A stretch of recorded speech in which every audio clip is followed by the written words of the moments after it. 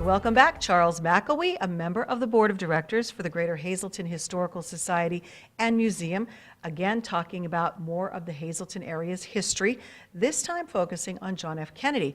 He would have been 100 years old recently, and I saw many people posting on social media and everywhere and reading articles all over the place that still many people look to JFK, remember when he was here in Hazleton literally years ago. It's very bittersweet because at this point, the mythology of Kennedy is now outliving the actual life of Kennedy. He died too young, age 46, when he was assassinated in 1963.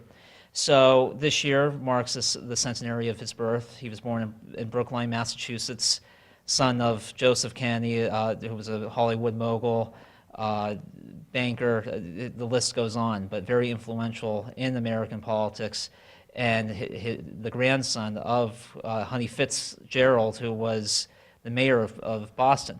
So this year, what we're seeing are many books, documentaries, what we would expect to celebrate the life of Kennedy, especially the lead up to Kennedy. Many people forget how hard it was to be elected the first Irish Catholic president.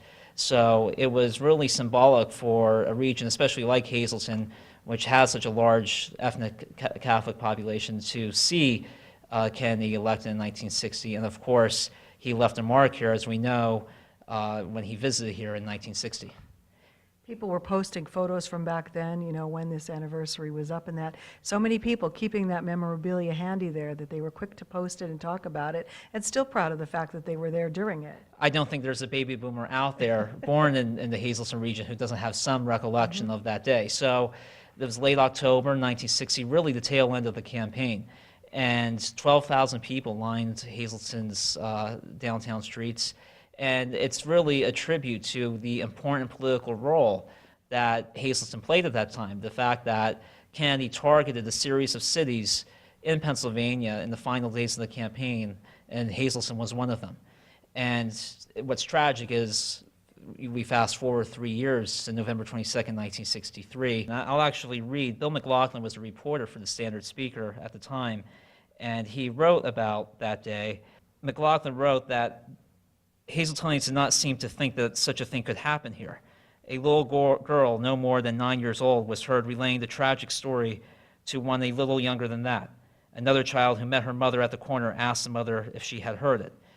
It was an unusually warm day. It was 52 degrees in Hazleton, but really downtown froze. And I don't think anybody will forget, not only when he visited here, the excitement, just really that mythology of Kennedy, what he exuded. It was just a sign of that time, and then unfortunately that cataclysmic moment on the afternoon of November 22nd when really everything changed. And so we not only celebrate his life this year, but we remember what Kennedy represented, because at this point it's not just about Kennedy the person, it's about Kennedy and the era he represented. Well, if you would like to know more about the history of our area, please stop by the Greater Hazleton Historical Society and Museum on North Wyoming Street. Also, you want to check them out on Facebook. And of course, Charles will be here Wednesdays, I should say, at SSPTV News to bring you his take on the history of our area.